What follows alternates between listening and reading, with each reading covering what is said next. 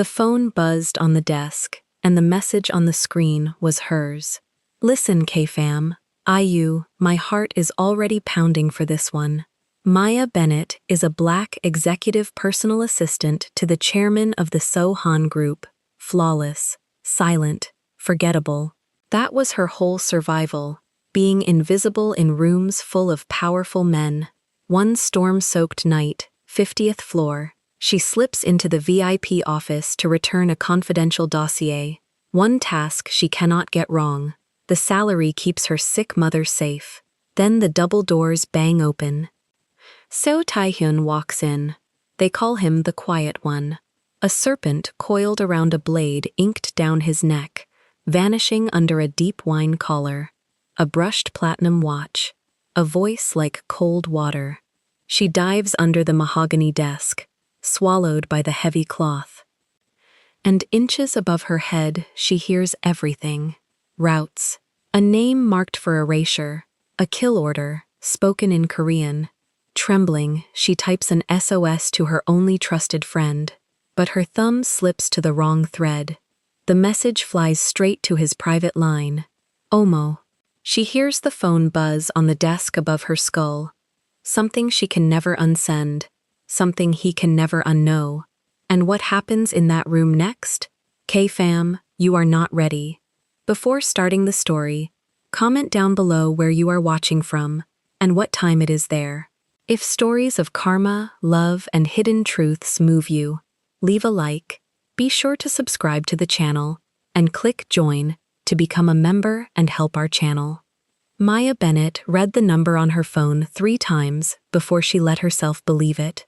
$9,420. Overdue. That was the word the care home used when they meant something worse. Overdue. Like a library book. Like a mild inconvenience. Like her mother's bed was a thing that could be taken back at any hour if the money didn't land. She stood in the marble corridor of the 50th floor with her thumb hovering over the screen and the whole building humming under her feet. Rain hammered the glass at the end of the hall. It came in sideways off the harbor, in gray sheets that turned the city into a smear of light, and every few seconds the sky cracked white and threw her own reflection back at her. A woman in a taupe blazer, shoulder-length hair still perfect, ID badge catching the flash like a tiny mirror. She looked composed. That was the joke of it. Inside her chest, something was folding in on itself. The voice on the call had been kind. That was the part that gutted her. We understand these situations, Ms. Bennett. We can hold the room until the end of the week. The end of the week. 4 days. Her mother didn't know a single thing about any of it, and Maya intended to keep it that way, even if it cost her everything she had, which by her own quiet math it very nearly already had. She ended the call, slid the phone into the front pocket of her handbag where she could feel it, against her hip, a small warm weight that had just delivered the worst news of a year full of them. 4 years she'd worked in this tower. 4 years of arriving before the sun and leaving after it, of learning which smiles were real and which were teeth, of eating lunch at her desk so she could bank the half hour and turn it into overtime, and turn the overtime into the checks she mailed to a care home 2 states away. She had done everything right. She had been early and quiet and flawless. She had made herself so useful and so invisible that the senior partners forgot her name and remembered only that the work was always correct. That had felt like safety once. Tonight, it felt like a woman who had spent 4 years teaching a building not to look at her. And it still wasn't enough. 9,420. She'd run the number against her account so many times in the bathroom stall that the arithmetic had stopped meaning anything. There was no version of it that worked, not by Friday. Then she remembered why she was still in the building at 11 at night, and her stomach dropped a second time. The dossier. It was in the bag, too, heavier than paper had any right to be, a slim navy folder with a red confidentiality strip down its spine. She'd carried it out of the archive room at 6 that evening, thinking she'd have 20 minutes to finish the cross-check. She'd carried it into a bathroom stall to cry for 4 of those minutes when the care home called. And then, somewhere between the crying and the number and the rain starting, she had forgotten to bring it back. You did not walk out of this building with one of those folders.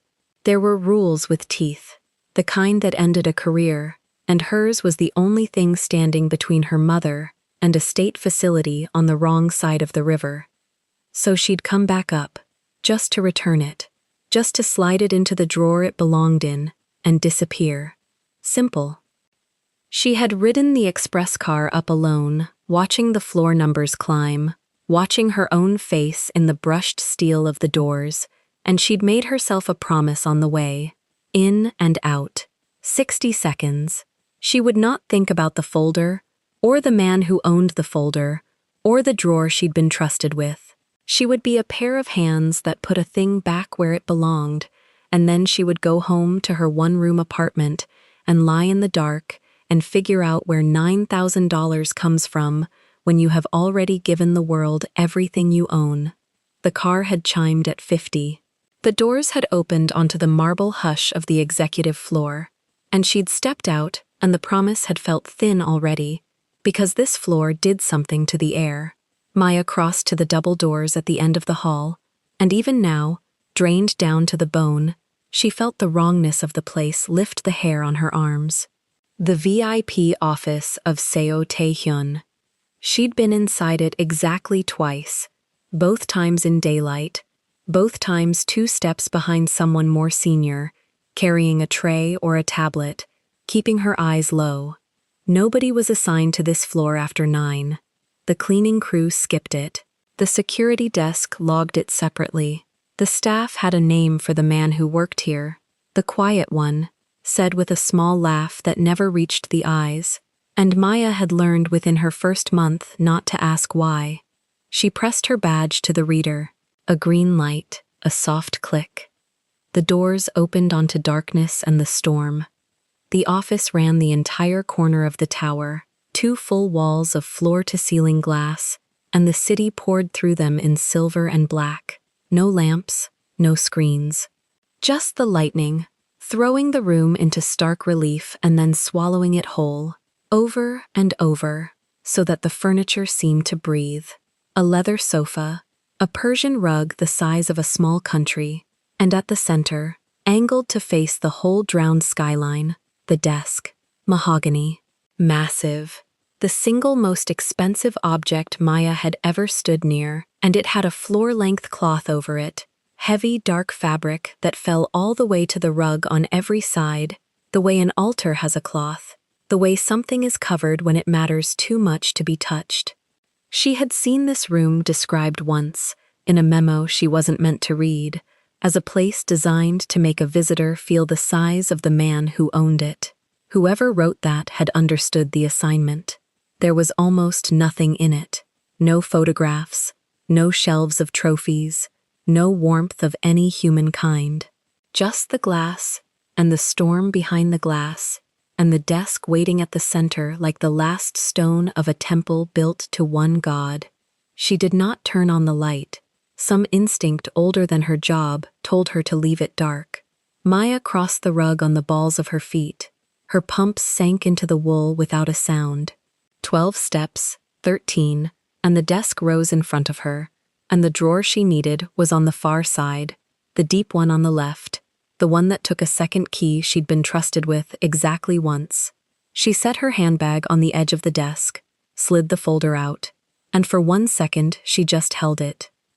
$9,420. 4 days.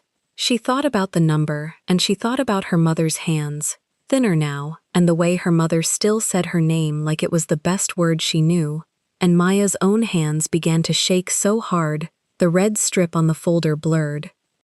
She pressed the folder flat against her chest and breathed, in through the nose, out slow, the way you calm a horse, the way you calm yourself when there is no one left to do it for you. Her mother had taught her that. Long before the care home, long before the memory started coming apart like a photograph left in water, her mother had knelt in front of a shaking 8-year-old the night the electricity went out, and pressed a warm palm to her chest and said, "Breathe, baby. We breathe first and we cry after." And they had breathed, and then they had not needed to cry. Maya had built an entire adult life on that one lesson. Breathe first, do the necessary thing, fall apart on your own time, in your own room, where nobody keeps a record. She breathed. She did not fall apart. There would be time for that at home, in the dark, on her own clock, where no one kept a record of a woman coming undone. Outside, the harbor lit up white, and for a heartbeat she saw the whole city laid bare. Bridges, cranes, 1,000 windows, and then black again, and the thunder came late and low, and rolled through the floor into the soles of her feet. Get the key, open the drawer, put it back, go home. She crouched. The second key lived in a pouch in her bag, and to reach it she had to bend low, down near the fall of the cloth, and that was when she caught it. The smell. Cedar and something colder underneath, like stone left out in winter. His cologne, faint, but here, soaked into the fabric and the leather chair, the way a scent settles into a room a man has spent years commanding. She had smelled it in elevators, in the half-second when he passed a doorway, and the whole floor went still. It shouldn't have moved anything in her. She was tired and terrified, and it was only a smell. It moved something anyway, a small animal warning, low in the spine, that said leave now. She had never once spoken to him. In 4 years, not a word. She'd handed a tablet across a conference table while he was mid-sentence in Korean, and he had taken it without looking at her, the way you take a thing from furniture, and even that half-second of being near him had left her heart going like she'd run stairs. The whole floor moved differently when he was in the building. People stood straighter and laughed less and checked doorways before they said certain names, and the strangest part, the part she never admitted to herself in daylight, was that some contrary thread in her had always wanted to see his face turn and actually land on her, to be, for 1 second, a person he had noticed. Stupid, tired woman thoughts at midnight in a room she had no right to breathe in. She found the key, fit it to the drawer, turned it. The lock gave with a heavy, oiled sound, expensive and quiet, and the drawer rolled open on its runners. Inside, in perfect ranks, other folders, other red strips, a neat stack of the kind of paper that ruins lives, and hers, the one in her hands, had a slot waiting for it exactly where she'd taken it from. She'd made sure of that.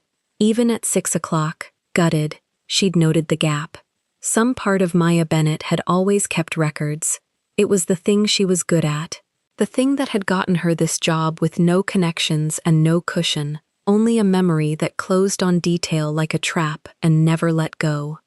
She slid the folder toward the slot, and stopped, because she'd seen the name. She hadn't meant to. Her eyes did it without her, the way they always did, snagging on the top line where a name sat in clean corporate type above a date, and under the date a second line, and under that a set of numbers she recognized as an account, and under that a word in Korean she couldn't read, and a word in English she could. The English word was deceased. Maya's thumb went still on the red strip.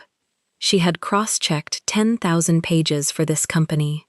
Payroll, vendor contracts, shipping manifests with weights that never quite matched their invoices.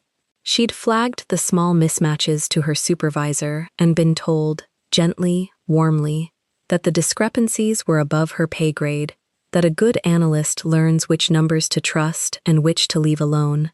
She had told herself it was ordinary corporate rot. Everyone shaved a corner, everyone padded a line. That was a thing you could live beside. This was not that. A name did not come with a date and the word deceased because someone padded an invoice. A person had lived, and then a line in a ledger had decided they wouldn't, and someone with real authority had signed a box to make the accounting clean. She could read the shape of it even without the Korean. She had read 10,000 pages. She knew what a clean cover-up looked like on paper. It looked exactly like this: orderly, unremarkable, initialed, filed under a red strip in a locked drawer nobody was ever supposed to open with tired hands at midnight. She should not have opened it. She knew that even as the cloth of the folder parted a half-inch under her thumb, even as the lightning came and gave her a full white second to read, she was returning it. She was not reading it. There is a wall between those two things, and a person keeps their whole life safe by staying on the correct side of it. She read it anyway. Just a fragment. A name she didn't know, tied to a date 8 months gone, tied to a payment, tied to that single flat English word that meant a person who used to breathe and now did not. And a second name below it, an authorization, initials in a signature box, the kind of thing that in a normal folder meant nothing, and in this folder, this drawer, this office, meant she was holding something that a person had died to keep quiet. The thunder hit, late again. It came up through the desk and into her chest, and she realized her whole body had gone cold, not from the storm, from the understanding arriving all at once, that she had spent 4 years cross-checking numbers for a company whose numbers were headstones, and her name was on the badge log downstairs. Her hands were on this folder. Her memory, that greedy trap that never let a detail go, had already photographed the name and the date and the initials in the signature box and filed them somewhere she couldn't delete. She hadn't asked it to. It just did what it always did. In the space of one lightning flash, Maya Bennett had become a person who knew a thing, and in a building like this one, knowing a thing was not a neutral state. It was a position. It was a debt somebody would want to collect. Maya closed the folder. Her hands were steady now. That was the strange part. The shaking had stopped the moment the fear became real, the way it does, the way the body goes quiet and precise when the danger stops being a bill and starts being a room you are standing in the middle of, alone, at night, that you were never meant to be standing in. She looked at the drawer full of other folders, and she did not open a single other one, and she wanted the record of that decision to exist somewhere, wanted someone someday to know she had drawn the line there. She slid her folder into its slot, flush, exactly where it had lived. She pressed the drawer shut, and the lock caught, and the sound of it was very loud in the dark. Put the key back, take the bag, walk out. Maya reached for the pouch, and her fingers were clumsy now, the animal warning louder, screaming, and she fumbled the key, and it slipped and dropped into the deep pile of the rug near the base of the desk, near the fall of the cloth, and she went down onto one knee to find it. That was when she heard the elevator. Not this floor, below, but rising. She knew the building the way you know a building you've hidden your whole survival inside. The pitch of the cars, the soft chime at each landing, the particular mechanical breath of the express that only stopped at the executive floors, and the executive floors were 3, and it was midnight, and no one came to the 50th floor at midnight. The chime. Faint, 2 floors down. Nobody. That was the rule she had built her whole plan on. Nobody came up here at night. The cleaning crew skipped it. The security desk logged it separately. The man who owned the room kept hours nobody could name. And yet the car was climbing, and every certainty she'd carried into this office was coming apart on the runners of that elevator. Maya's hand closed on the key. Her mind, that trap of a mind, ran every number it had. The corridor, the badge log with her name on it, time-stamped, 11:04 p.m., a green light, and a click, that a system somewhere had written down forever. The doors she'd come through, the doors that were the only doors, the 40 feet of open rug between her and them and the express car climbing. 1 floor now, the mechanical breath getting louder. There was nowhere.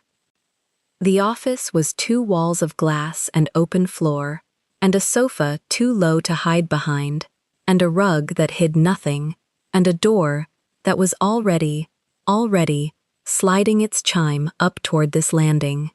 And the desk. The mahogany desk with the heavy cloth that fell all the way to the floor on every side, dark enough to swallow a shape, deep enough underneath for a person to fold themselves small. Maya looked at it the way you look at the last thing. Every calm year she had built came down to this. Every early morning and skipped lunch and flawless page, every careful inch she'd put between herself and any kind of notice, all of it collapsed into a single breath and a single choice.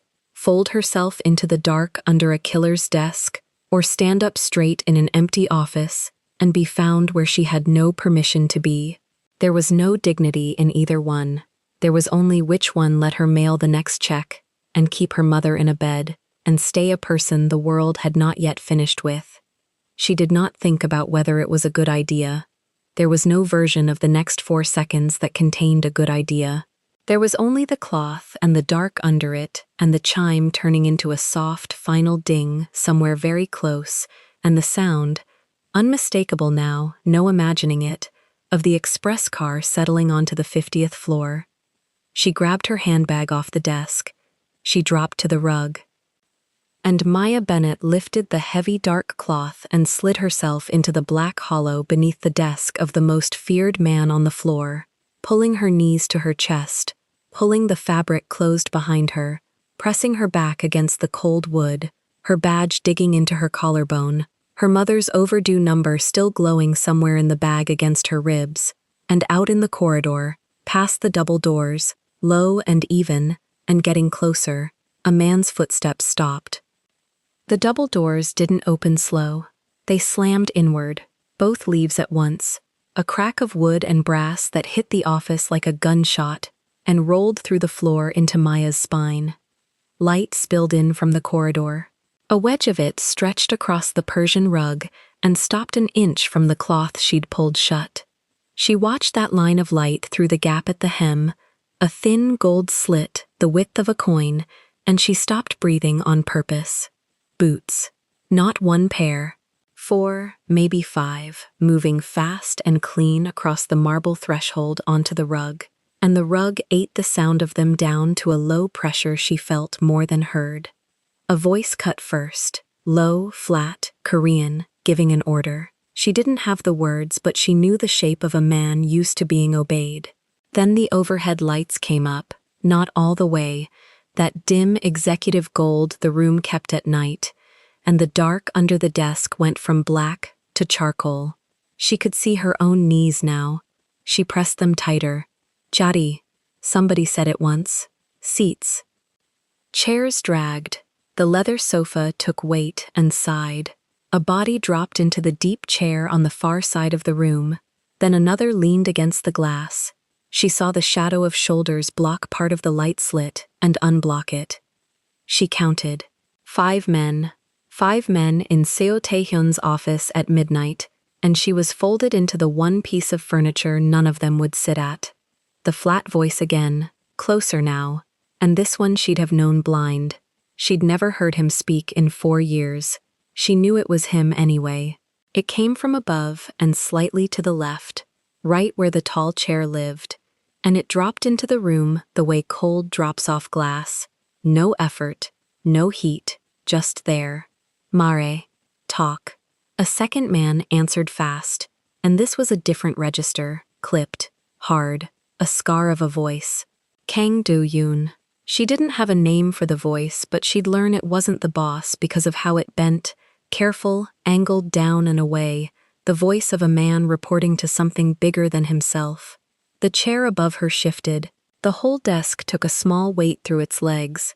His forearm, she guessed, coming down on the wood 8 inches over her scalp. A watch clicked once against mahogany, then a long exhale that she felt on the back of her neck through the gap in the cloth. Warm, cedar, cold stone underneath. He was that close. Maya put her hand over her own mouth, not because she was going to make a sound, because her jaw had started to shake and she needed it to stop. Do-yoon kept talking. It rose and fell, Korean threaded with numbers, and every few beats an English word fell out of it clean and wrong in all that Korean, shipment, once, and port, and a date, And then a name she'd never heard, a man's name, 3 syllables, said twice. The boss let him finish. When the answer came, it was 2 words. She didn't understand them. The room did. She heard the room go still around them, that particular still, where 5 grown men decide at the same instant not to move. Then he asked something, a question, upward at the end, soft. Do-yoon's reply came too quick and too long, the cadence of a man explaining a mistake that wasn't his. Somewhere in it, Maya caught Kyungchal. She knew that one. A woman at the front desk said it once about a fender bender in the garage. Police.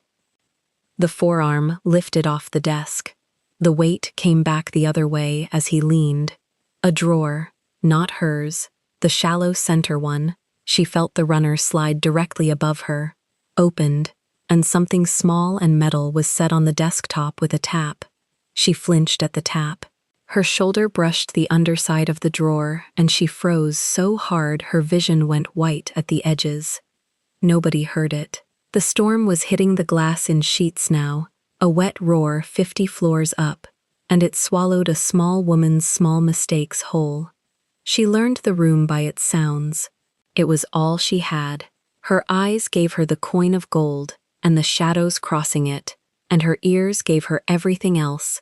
And she built the meeting in her head like she built spreadsheets, cell by cell, because that was the only thing her mind knew how to do when it was scared past feeling. Man by the glass, heavy, shifting foot to foot. Man in the far chair, quiet, a smoker's cough held down twice. Man near the doors, standing the whole time, the guard. Do-yoon close, on the boss's right, and the boss himself, above her, unmoving. The still center the whole room orbited. The numbers kept coming. Do-yoon fed them up, and the boss caught them and turned them over and sent 1 or 2 back with a single syllable that changed something. She didn't have the Korean, but she had the arithmetic underneath it, the shape of money moving. Big money, the kind with too many zeros to be anything clean. A figure, a percentage said twice, once as a question, once flat as an answer. The port word, threaded through all of it like a needle, port and a container number and a day. Once, the far man spoke up, offered something, unasked. The room shifted at the wrongness of it. The boss let him finish. Then there was a silence Maya could have cut with a blade, 3 full seconds of rain, and the boss said 4 soft words, and the far man said nothing else for the rest of the night. She filed that too. In this room, you answered. You did not offer. He spoke again, and this time it was longer. This time it had a rhythm to it, the rhythm of a man laying pieces on a table one at a time. Korean, all of it, and she caught the port word again, and the name, and a place, and then, cutting through the middle of the sentence, in English, quiet, almost bored. He talked to the wrong people, so he stops talking. Maya's whole body went to ice. She'd heard it now. She'd heard the thing you don't get to unhear. The English sat there in the middle of all that Korean, like a stone dropped in a still pool, deliberate, placed for the men who needed it plain, and it meant exactly one thing, and she was 6 inches under the mouth that said it. Do-yoon said one word back. Yeah, yes. And then Do-yoon kept going, careful, laying something out, and in the middle of it another English phrase surfaced and sank. No body, no case, said not by the boss this time, but by the scarred, careful voice, repeating it back like a lesson recited, and the boss made a low sound of agreement in his chest that Maya felt through the wood more than heard. She pressed her spine harder to the desk leg. She thought, with a cold clarity that frightened her worse than the words, that she had just heard the exact grammar of how a man is erased, and that she now knew it as well as the men who used it. There was a pause. She counted it. 1, 2, 3, rain. The sofa creaked as somebody shifted their weight forward, waiting. 언제, when. Do-yoon answered a number and a place, and the boss said nothing, which she understood, somehow, to be agreement. because a chair scraped and a man stood and crossed toward the doors, and stopped when the flat voice said one syllable that pinned him to the floor mid-stride. She watched the shadow of his legs go still in the light slit. The boss wasn't done. He talked low to Do-yoon for another stretch, and now she stopped trying to catch words and just let it wash over her, because catching words was making it real, and she needed it to stay far away and made of sounds. She stared at the coin of gold light at the hem. She thought about her mother. She thought about her mother's kitchen and the yellow curtains and the way her mother used to say, "Breathe first, decide after, breathe first." And Maya breathed, shallow, silent, into her own palm, and did not decide anything, because there was nothing to decide, because the only decision available to her was to not exist for as long as these men were in this room. A phone buzzed somewhere across the office. One of the henchmen. He answered in a mutter, 3 words, hung up. The boss ignored it. He asked Do-yoon something with the name in it again, the 3-syllable name of the man who was going to stop talking, and Do-yoon's answer had a folder sound in it, paper, and Maya's stomach dropped through the 50 floors to the street. Paper. There was a folder. They had a folder. She had put a folder in the drawer 4 feet to her left 40 minutes ago, and it had a red strip on it, and a dead man's name, and the word deceased in a box, and she had read it, and she had it memorized, all of it, the name, the date 8 months gone, the account, the initials in the signature box, and she was under the desk of the man who signed it. She hadn't understood, before, whose signature it was. She understood now. 2 names in the signature box. She'd read them at 6, and again in the drawer, and she'd told herself the initials meant nothing. A clerk, a witness, some functionary. She'd been wrong. One set of initials belonged to the column above her head. The other belonged to the dead man's date. She had filed a confession into a drawer and locked it and dropped the key and folded herself in beside it, and every fact she'd memorized to protect her job was now the exact set of facts that could hang the man breathing over her scalp, and any woman who could recite them. Her lungs wanted air in a rush. She would not give them the rush. She let it in the way her mother had taught her to swallow bad news, in a thin, steady line through the nose, slow enough that no one across a room could see a chest rise. Breathe first, decide after. She breathed. She did not let herself do the arithmetic on what she'd become the second those doors banged open, because the answer to that sum was a number she couldn't survive looking at yet. Her hand slid off her own mouth. She put it flat against the cold wood at her back to keep from tipping. The badge on her lapel dug into her collarbone with a small, steady pain, and she held on to that pain, that one clean, real thing, and kept her eyes on the light. Above her, he laughed. It wasn't loud. It was worse than loud. It was a low, slow, amused sound. The sound of a man genuinely entertained by a small thing, and it came out of him easy while he was discussing killing a person, and that, the ease of it, was the thing that finally made Maya understand, all the way down, that the men out there in the light were not a different species of frightening than the ones on the news. They were worse, because they were relaxed.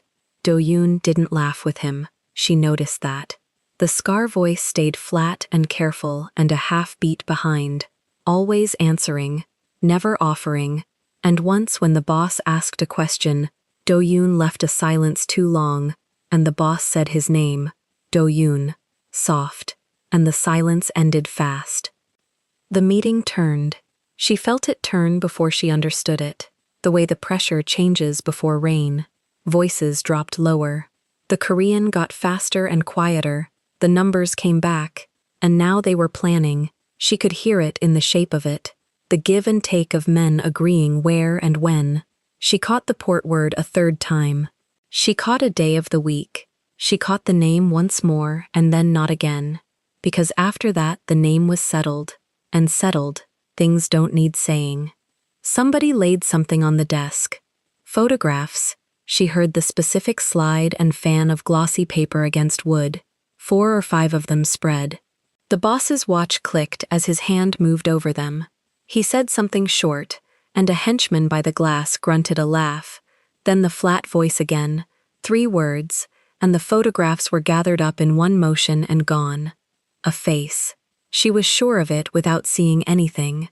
The way they'd fanned, the way his hand had moved slow across each one, the little grunt of the man at the glass. They'd been looking at a person, deciding a person, and the person did not know it, was asleep somewhere in the city right now under this same storm, while 5 men 50 floors up passed his photograph hand to hand. She thought of the 3-syllable name. She gave it against her own will, a face she'd never seen, and then she made herself stop, because a name with a face was a person, and a person was too heavy to hold under a desk without breaking. The boss asked one more thing, low, and Do-yoon answered with an address. She caught a district, a number, and then a time, and the boss let a beat go by and said a single word that closed it. Whatever had been open was shut. Whatever had been a question was now a plan with a street on it and a clock on it, and she had the street and the clock in her head now too, filed beside everything else, another stone in a bag she had never asked to carry. Maya realized her feet had gone numb. She'd been folded in the same knot for she didn't know how long, 20 minutes, 40, and her left foot below her had died quietly under her own weight, and she couldn't move it, couldn't shift an inch, because a shift meant fabric, and fabric meant sound, and sound meant the cloth lifting, and a fair Korean hand pulling it back, and a face looking into hers, and she would not survive the looking. She knew that with total clarity. Whatever else happened, she would not survive being seen. So she held the dead foot, and she held her breath in pieces, and she watched the gold coin at the hem, and she waited them out. The rain kept coming. 50 floors down the harbor was a black churn, and the glass wept with it, and the office glowed dim and gold, and full of men deciding a man's death like they were deciding lunch. And above all of it, above her, the tall chair held the weight of the calmest voice she had ever heard. He shifted forward again. The forearm came back down onto the desk, closer this time, so close she could see the cuff of a dark sleeve at the very top edge of the light slit, if she tilted her eyes up, a slice of shadow crossing the gold, and she did not tilt her eyes up, she kept them dead level, because looking was the first move toward being looked at. Tessa, done. Enough. A word she felt the whole room exhale to. Chairs moved, bodies stood. The pressure of 5 men lifting off the furniture at once traveled through the floor into her tailbone. Feet crossed the rug toward the doors, unhurried, the meeting spending itself out, and the light slit at the hem flickered as legs passed through it. 1, 2, 3. The shadows breaking the gold and remaking it. Do-yoon said something at the threshold. A question, low. The boss answered from right above her, still in the chair, not moving with them, and his answer was one word, and then her own language, dropped soft into the emptying room, the way he seemed to do it whenever he wanted a thing to land flat and cold and certain. Go, I'll close up. Boots at the doors. The corridor light widened as the leaves swung, then narrowed as they swung back, and the men were gone, all of them, out into the hall and toward the express car, their voices fading into the storm hume, and the great doors settled into their frame with a heavy double click that Maya felt in her teeth. Silence came down. Not real silence, the rain. The building's deep hum, her own heart going like a fist on a door. But the voices were gone, the boots were gone, the pressure of the room emptied out until it was just the dim gold light and the weeping glass, and one man, still seated, 8 inches above the crown of her head, breathing slow. He hadn't left with them. Maya's dead foot screamed under her. Her jaw shook against her own knees. She counted the seconds because counting was the only thing left that she could do, and she got to 10. And the chair above her did not move, and she got to 20, and it did not move, and she began, carefully, in the smallest possible increments, hating everyone, to hope. Maybe he was reading. Maybe he was on his phone. Maybe he'd forgotten some small thing and would gather it and rise and go, and she would stay in this hollow until the sun came up if she had to, until the cleaners came, until the building forgot her, and she would walk out of here having heard nothing, having been the invisible woman she'd worked 4 years to become. 4 years of being nobody. 4 years of quiet good work at the edge of every room, of learning which corners the light didn't reach, of a job that ran on being unseen. She had hated it, some nights, riding the train home to an empty apartment, while other people's names went up on other people's doors. Now she pressed that same invisibility to her chest like the only coat she owned in a cold snap. Please let me be nobody. Please let me stay nothing to you. She had spent 4 years wishing this man would notice her once, and she would have given every one of those years back, right now, to be certain he never had. She kept counting. 30. The chair held. 35. The rain thinned for a moment, and she could hear the building itself, the deep mechanical breath of it, and under that, close, the slow, even breathing of the man above her, unbothered, patient, a man with nowhere he needed to be, and all night to not be there. 40. Her dead foot was a slab of cold meat she could no longer feel below the ankle. Her fingers had gone stiff against the wood. She did not move them. The chair creaked. Weight came off it slow. The forearm lifted from the desk. She heard cloth move, the specific shift of a big man rising out of a deep chair, unhurried, and the light at the hem shifted as his shadow rose up the far wall, enormous, and the numb foot under her turned to broken glass, and she bit down on her own knee to keep the sound in. Then, above her, a small blue glow. It bled through the black weave of the cloth from the desktop directly over her head, faint and cold, throwing the underside of the desk into ghost light for half a second. A phone screen. Waking up. Somewhere on the mahogany 4 inches over her scalp, a phone had lit itself, and in the dead, quiet, emptied room she heard, clear as a bell, the small, dry sound of a fingertip touching glass. He was still here, and he was in no hurry at all. Her right hand was already moving before her brain signed off on it. Down, slow, past her own knee, along the cold curve of the leather handbag pressed into her ribs, fingers walking the seam of it like a thief in her own bag. She knew this bag by touch. Inside pocket, zipper, the little hard rectangle of the phone waiting in the dark. She had put it there herself hours ago, another life ago, when she still thought the worst thing tonight was a $9,000 number on a screen. Above her, the blue glow held steady. A thumb dragged once across glass. He was reading something, scrolling maybe, a man with all night in his hands, and nowhere he needed to be. She got 2 fingers on the zipper pull. She did not tug it. She breathed. Breathe first, decide after. Her mother's voice, thin now, folding at the edges like old paper, but still the only voice in her head that had ever kept her alive. So she breathed. In through the nose, cologne and rug and her own sweat. Out through the mouth, silent, lips barely parted. Then she pulled the zipper. 1 tooth. 2. The sound was nothing. To her, it was a chainsaw. It ripped across the little world under the desk, and her whole body clenched around it, waiting for the chair to scrape, for the cloth to move, for a hand. Nothing came. Outside the glass, the storm went on eating the harbor. Rain flung sideways at 50 floors up, and the storm covered her the way it had covered the shoulder bump against the drawer an hour before. The storm was the only thing in this building on her side. 3 teeth. 4. Then wide enough. Her fingers slid in and closed on the phone. She drew it out against her stomach, screen down, both hands cupped over it like a coal she was trying not to let breathe. She could not just turn it on. The screen would flare, a rectangle of white light, right here in the black hollow, bright enough to leak under the hem of the cloth and paint a line on the Persian rug at his feet. She thought about that light hitting the floor, and her stomach dropped clean through 50 stories. And so she made a cave.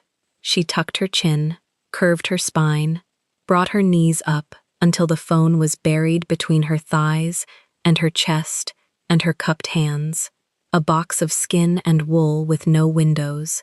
Then she pressed the button. Light. Even smothered, it was too much, a white heartbeat throbbing through the gaps in her fingers, and she froze until she was sure not a drop of it had escaped. Above her, the thumb dragged glass again, unbothered. He had not seen. Battery, some far-off corner of her mind reported, 22%. The care home number still sitting there in the notifications where it had gutted her at 6 p.m. She swiped it away without reading it. Not now. Later. If there was a later. For a second, 1 second, no more. She almost didn't. Almost left the phone dark against her stomach and just waited him out. He would leave. Men leave. He'd said it himself. At the door, I'll close up. And closing up meant standing and stretching and walking to the elevator and being gone. And then she could uncurl and crawl out and cry in the dark and go home and never, ever set foot on the 50th floor again. Wait him out. Be a stone. Stones don't text. Stones survive. But she'd counted the seconds already, up to 40, and he hadn't moved. A man who was leaving would have left. A man who sat this long, this still, this comfortable, was a man who liked where he was, and she had no way to know if that was 5 more minutes or 2 more hours, and she did not have 2 more hours in her. Her left foot was dead below the ankle, a slab of somebody else's flesh bolted to her leg, and when the pins came, they would come like fire, and when the fire came, she would move, and when she moved, she would make a sound. The body has its own deadline. Hers was ticking under her like a bomb she couldn't see. She could not outstill a man whose whole reputation was stillness. She had to get out. To get out, she needed the door watched, the lobby waiting, someone who knew. Priya. The name was a rope. Priya Ramaswamy, 2 floors down in her navy pantsuit and her gold-rimmed glasses. Priya who answered texts at midnight because Priya never slept either. Priya who had a car in the garage and a level head and no idea that the quiet man from the top floor killed people. Get Priya. Priya calls building security, or Priya calls nobody and just drives to the lobby and waits. And somehow, Maya walks out of this office on her own 2 legs, and this becomes a story she never tells anyone. Her thumb found the messages. And here is where the hands betrayed her. Because Maya's hands were not her own anymore. They had been holding a scream in for 40 minutes, and the scream had to go somewhere, so it went into her fingers, and her fingers shook. Not a tremble, a rattle, the kind of shaking you cannot decide to stop, that lives below the place where decisions are made. She watched her own thumb hover over the glowing thread list and dance. Names, faces, little circles. The list scrolled a half-inch on its own when her shaking thumb grazed it, and she had to steady the phone against her sternum with the other hand to make it hold still. There, Priya, the round brown face, the glasses, the low bun, right there near the top. Except it was not right there, it was near the top. And near the top, in a stack of little circles all the same size in a screen the size of a playing card, seen through fingers, in a dark box, with a heart going 190 beats a minute and a man breathing above your skull, near the top is a lie your eyes tell you. Because directly under Priya's face sat another thread. One she had opened exactly once, 4 months ago, on the worst kind of errand. A schedule confirmation pushed to her by an assistant, a single line she had typed and never touched again. A private line she was never supposed to have, filed under a name she had typed with her own trembling hands back then too. S. Taehyun. 2 circles. 1 dark-haired woman with glasses. 1 dark square with a single letter. Stacked. Close. Blurred at the edges by a screen her cupped hands were bending the light around. She did not read the name. That is the whole thing. K-Fam. No. She did not read the name. She read the position. Top of the list, that's Priya. That's the muscle memory of 4 months of midnight texts. Top of the list means safe. Her thumb went to the position her memory trusted, and her memory was 1 line off. The thread opened. Empty white field. Cursor blinking. She did not look at the header. Her eyes were already on the keyboard, and her thumbs were already moving. Fast now, faster than the shaking, because getting the words out felt like getting air. Hiding from my Korea boss. Don't call, just come. Her thumb hovered over send. Somewhere under the panic, a strange calm had opened. The calm of the analyst. The woman who had spent 4 years making sure numbers landed in the right cells and reports went to the right inboxes, and nothing, ever, got sent to the wrong place. This was her whole craft. Getting the correct information to the correct recipient. She had built a career on it. She was, if she was anything at all in this building where nobody knew her name, the person who did not make delivery mistakes. That competence wrapped around her now like a blanket she should never have trusted, warm and certain and blind, and it whispered that she had this, that the message was clean, that the recipient was right, that all she had to do was press the little arrow and the machinery of rescue would begin. She reread it. Once. In the little cave, the words swam and she blinked them straight. Hiding from my Korea boss. Yes, that was true. That was the truest sentence she had ever typed. Come to 50, don't call. Because a ringtone 2 floors up meant nothing but a ringtone in this box would mean everything. Would mean a hand under the cloth. Would mean the last thing. She was proud of the message. God help her, some cold professional corner of her, the analyst who double-checked everything, the woman who never sent a report with a typo. That corner looked at the message and thought, clear, complete, actionable. She had told Priya what, where, and how. She had covered the call. She was good at this. She had always been good at making sure the right information got to the right place. She checked the words. She did not check the door. She pressed send. The little sound the phone makes, that soft rising whoosh of a message, leaving your hands and flying off into the world. She felt it more than heard it. A tiny lift in her palm, the coal taking wing. Gone. On its way down 2 floors, to a woman with a car. She let out a breath she'd been holding since the zipper, long and thin, and something in her shoulders came down 1/2 inch for the first time in 40 minutes. Help was coming. And then, 4 inches above her scalp, the mahogany buzzed. It was not loud. That is the thing she would carry. It was not a shout, not an alarm, not thunder. It was a small thing, a hum. A short, fat, buzzing hum of a phone set face up on a hard wood surface, the vibration motor spinning against the grain, a sound so ordinary that in daylight, in an office, at a desk, you would not turn your head for it. A text arriving. Nothing. The most nothing sound in the modern world. It went through Maya like a rail spike. Because there was only one phone on that desk. She knew where every sound in this room lived now. She had spent 40 minutes building the map with her ears. The man at the glass, the man in the far chair, the guard, Do-yoon, the chair directly over her. And there was one phone on the mahogany, one. The phone whose blue light had been washing the ceiling of her little world for the last 3 minutes. The phone under his idle thumb. His phone. His phone had just buzzed. Her own phone was still warm and shaking in her cupped hands against her chest, and the message she had sent it. She watched it now. She made herself look. She dragged her eyes up to the top of the screen she had refused to read. The message she had sent it was sitting there, under a header that did not say Priya. It said, S. Tae-hyun. The blood in Maya's ears went from a roar to a scream. She read it again, because the first read could not be real.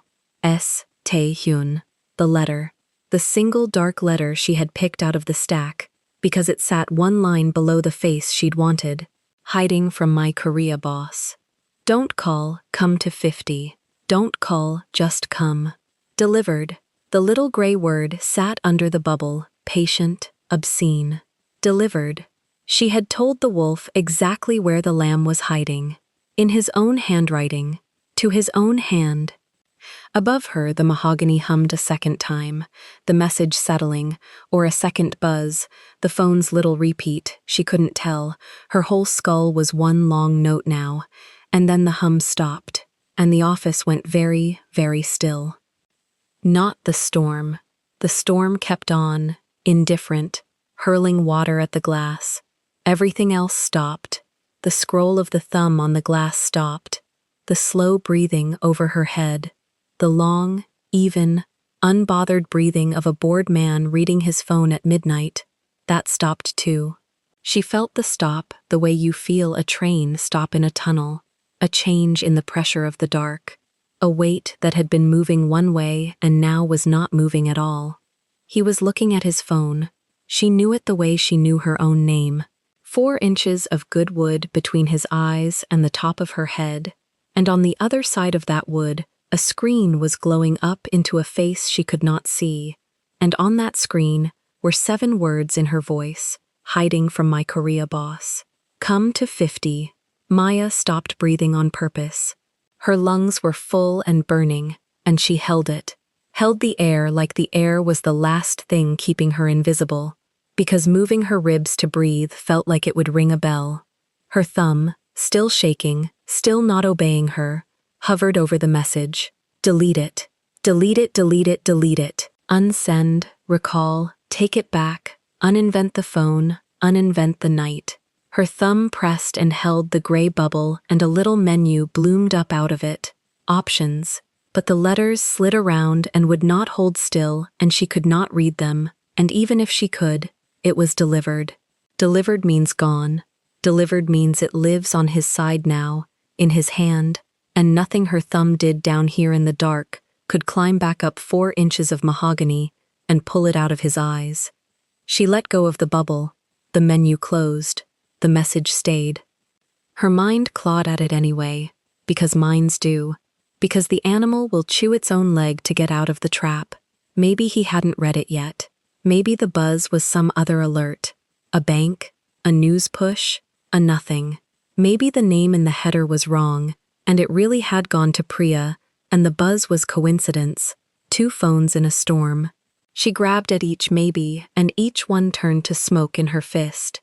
Because she had heard the buzz on his desk, 4 inches up, and she had heard the scroll stop, and she had heard the breathing change, and she was a woman who read details for a living, and the details did not lie to her the way Hope did. The details said, he has it, he read it, he knows. Every maybe was just the last flailing of a woman who wanted, more than she had ever wanted anything, to have not pressed that arrow. But she had pressed it, and there is no arrow that flies backward. Her hands had gone cold. Not nervous cold, actually cold, the blood pulling in from her fingers toward the middle of her, the body making its ancient triage, and the phone had become an ice chip she could barely feel. She wedged it flat against her sternum and let both arms cage it, and tried to make her lungs remember how to work in small, silent portions. Above her, so soft she might have invented it, she heard cloth move against skin, the sleeve of a jacket, a forearm shifting on the desktop. He had set his elbow down, or lifted it, some small human rearrangement of a body that had decided something. Then a sound she had not heard once in 40 minutes. The chair moved, not the scrape of a man standing to leave. She knew that scrape. She'd been praying for it since the doors clicked shut. This was different, slower. The leather sighed, and the casters gave the smallest quarter-turn roll on the mat. The sound of a man leaning back, taking his weight off his forearms, settling into the chair the way you settle in when you are not going anywhere, and you have just been handed something interesting. He was comfortable. That was the detail that finally cracked the cold professional corner of her, the analyst, the double-checker, the part of her that had been proud of a well-formed distress text 9 seconds ago. That corner went quiet, and something older took the controls. The animal that has smelled the other animal, and it flooded her mouth with copper, and her eyes with a sting. She blinked back hard, because crying made sound, and sound was death. The silence stretched, and inside it her hearing sharpened to something almost painful, the way it does when the eyes have nothing to give.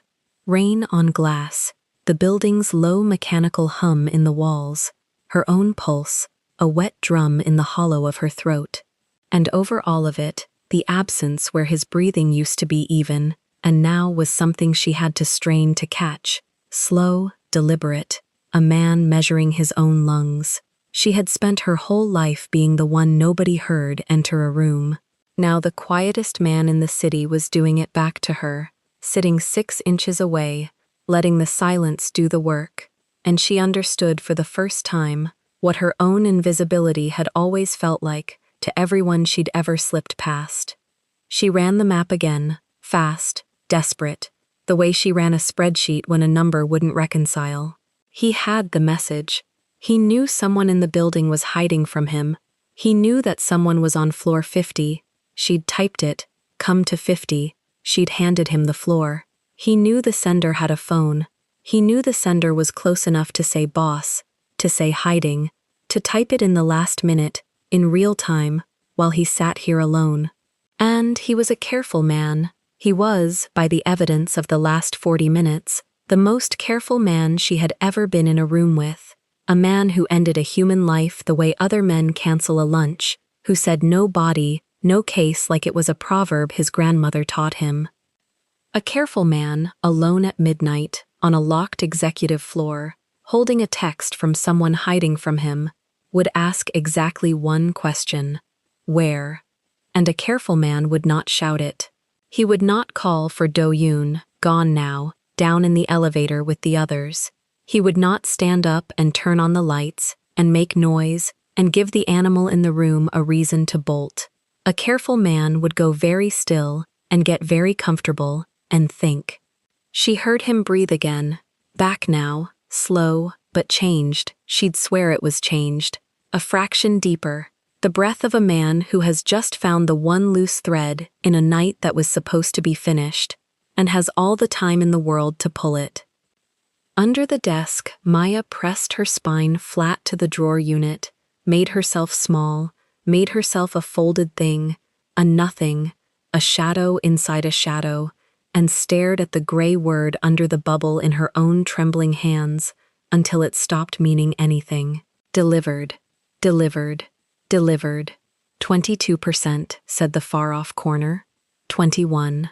She thumbed the screen dark before its light could betray her twice. The blue glow above her had not moved.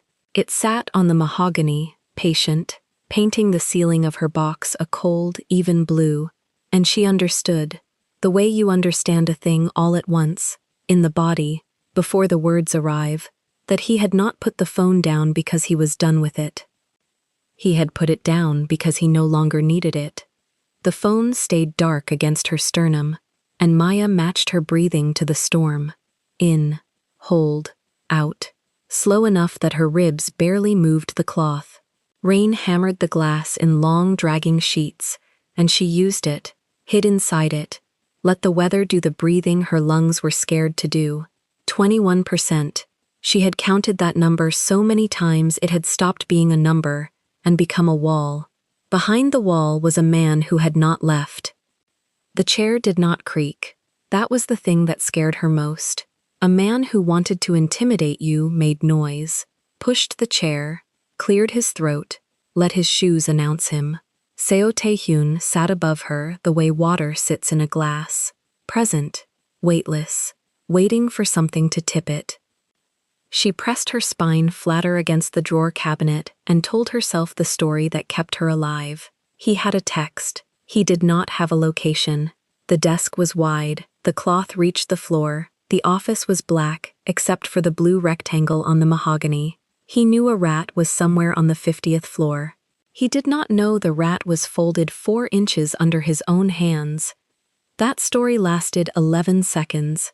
Then his voice came down through the wood, and it was not loud, and it was not a question. You breathe when the thunder does. Her lungs locked. Everything in her body that had been quietly cheating the storm went still at once, and the stillness was so total it was its own confession. She heard him hear it. She heard the exact moment the room stopped having two people pretending and started having one man who was sure. "There," he said, softer, almost tender, like a man finding a word he'd misplaced. "Pajeo," some cold part of her brain, translated from nothing. She wasn't even sure he'd said it, wasn't sure the sound was Korean, or just the building groaning, but her hands had already gone to ice, blood pulling to the center of her. The animal doing math, the girl refused to. She had given herself away with her own lungs. 4 years of being invisible, and she'd been undone by the one thing she couldn't hold still. Above her, the blue glow moved. Not toward the door, down. It slid off the top of the desk and dropped toward the floor in a slow arc, and she understood he had picked the phone up, and she understood he was standing, and she understood, a half-second before it happened, what he was going to do with the light. The hem of the cloth lifted. Cold air came in first, air from the open room, cooler than the pocket of warmth she'd been breathing for an hour, and it touched the sweat on her neck like a hand. Then the light. It came in low and blue and even, laid itself across the Persian rug, across the toe of one dark brown leather pump she hadn't dared move, up the line of her folded shin. She did not look at it. Some last stubborn muscle kept her face turned into her knees, as if not seeing him meant he could not finish seeing her. It didn't work. It was never going to work. She felt the light climb, over her clenched hands, over the phone still pressed to her chest, its dead screen throwing back a dull ghost of his. Up to her hair, the silk press gone loose, a few strands stuck to her damp forehead, and she felt the exact place it stopped, and she knew it had found her eyes even before she made them turn. He was crouched. That was the detail that broke something in her. Not that he'd found her, but the courtesy of the crouch. Seo Tae-hyun, 6'5" of him, had folded down onto his heels at the edge of his own desk to be level with the thing hiding under it, one knee toward the floor, the storm slate wool pulling tight across a shoulder that filled the whole gap of lifted cloth. The phone held loose in his left hand, lighting him from below so the serpent at his throat swam up out of the shadow and vanished again under his collar every time he breathed. He was smiling, slow, amused, the smile of a man who has waited a long time for a small good thing and finally has it in front of him. "There she is," he said, in English, and his voice was quieter down here, pitched for the space of 2 feet. "Hello." Maya's mouth opened. Nothing came out. Every word she owned, and she owned so many, she measured her whole life in the precision of them, had drained out through the soles of her feet into the 50th floor. He looked at her the way she'd once, God help her, wished to be looked at. Fully, without hurry, like she was the only file on the desk. Then he lifted the phone a little, tilted the screen so she could see it, and with his thumb, unhurried, deliberate, watching her face and not the glass, he typed. She saw the letters land. She saw the little gray bubble build itself on his side of a conversation she had started by accident an hour ago, and 2 inches from her sternum, muffled inside her own frozen hands, her dead phone woke up and buzzed once against her chest. "I can see you under the desk." The words arrived twice, once on his screen, blue and calm, once as a vibration over her own heart, delivered to the phone she was still, absurdly, hiding. Something in Maya's throat made a sound she didn't authorize. Small, torn. "Shh," he said. Not unkind. He said it the way you'd say it to a bird that had flown into a room and beaten itself against the window. "The thunder's almost done. Then it's just us." And it was. The storm gave one last long roll and pulled back off the harbor, and in the hush that dropped over the office she could hear everything. The building's hum, the rain thinning to a patter, his breathing, hers, the impossible ordinary tick of the slim watch on her own wrist. No cover left. Not weather, not dark, not silence. He had taken all three. He shifted his weight, forearm coming to rest across his raised knee, settling in like a man with time. "You want to know how long?" he said. She didn't nod. She didn't have to. He read the flinch. "Kang held the doors at 11:40, he said. "The men came in behind me. You were already down here." His head tilted, the loose strands falling over his forehead. "I knew before I sat." No, it came out of her cracked, a whisper, the first word she'd spoken to Se Taehyun in 4 years, and it was a lie she already knew he'd catch. Yes, gentle, certain. He drew a slow breath in through his nose, held it, the way a man tastes wine, and she watched him do to the air the exact thing she'd done to it an hour ago. "Cedar's mine. The chair, the cloth, everything in this room is mine." A pause. "You are not Cedar." Her stomach dropped through the floor. "Vanilla," he said, something warm under it, cheap and clean, and it was on my chair before I touched it. The smile deepened, private, almost delighted. My office smelled like a woman who wasn't supposed to be in it. Her perfume, the thing she'd forgotten she even wore.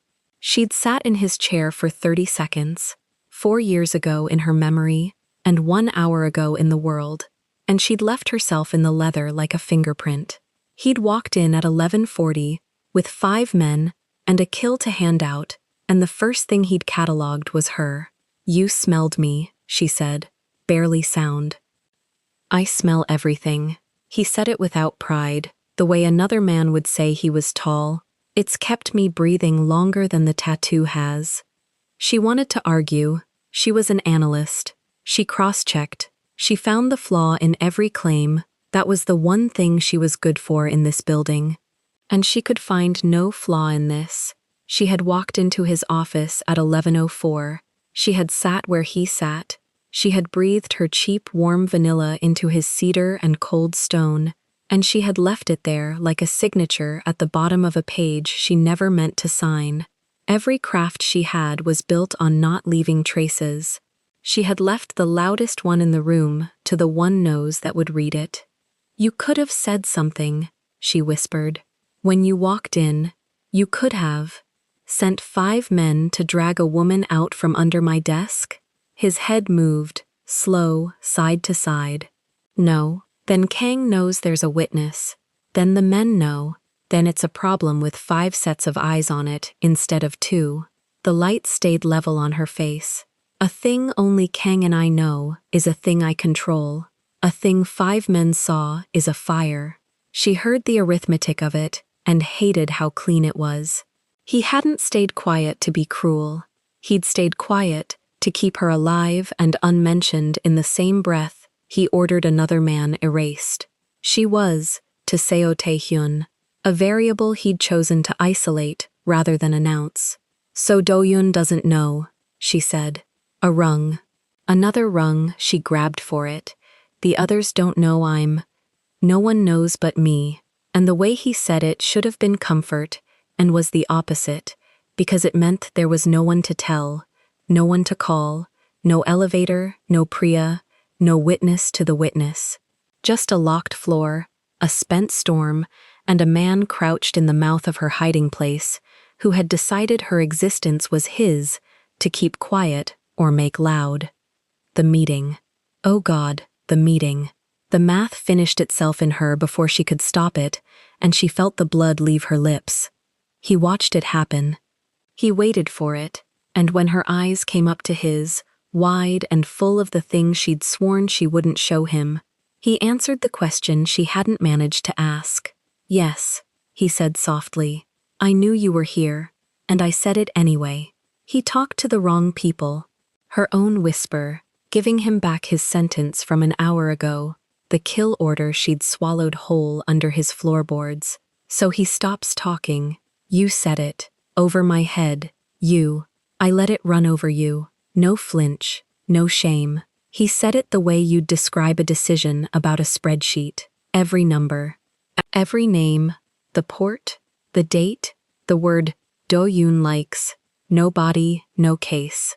His eyes didn't leave her. I gave you all of it. On purpose. Why? It wasn't a question any more than his hadn't been. It was a wound with a word around it. Because a spy holds still, he said. A frightened woman shakes. I needed to know which one was under my desk before I decided what to do with her. The phone light steadied on her face. So I put a knife on the table, and I ordered a man erased 4 inches above your skull.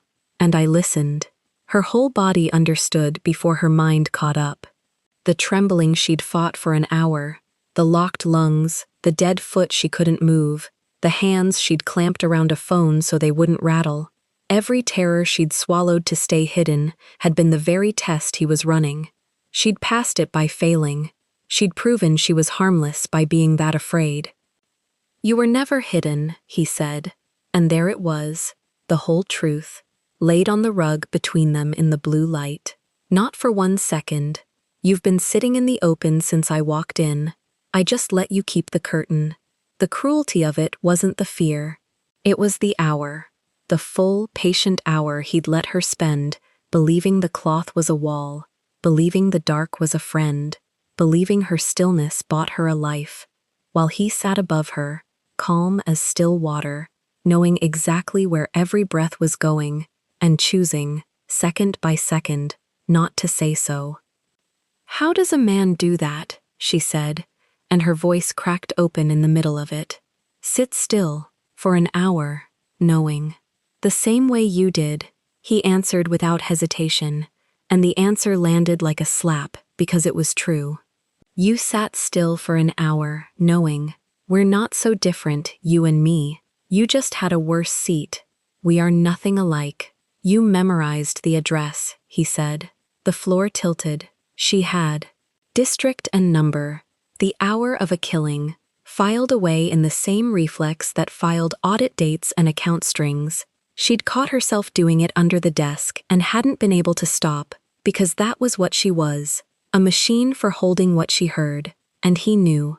He'd watched her not move for an hour, and he'd known her stillness was the stillness of someone recording. You held every word I gave the men, he went on, unhurried. The port, the container, the day. You didn't cover your ears. You couldn't. You're built the way I'm built. You take everything in, and you keep it. The slow smile again, and this time there was something almost like recognition in it. Something worse than threat. That's not a witness. A witness forgets. You're a ledger. I'll forget, she said, too fast. I swear to you, I'll forget all of it. Every word. I'll. No, you won't. Gentle. Final. That's the trouble. Maya's eyes stung. She hated it.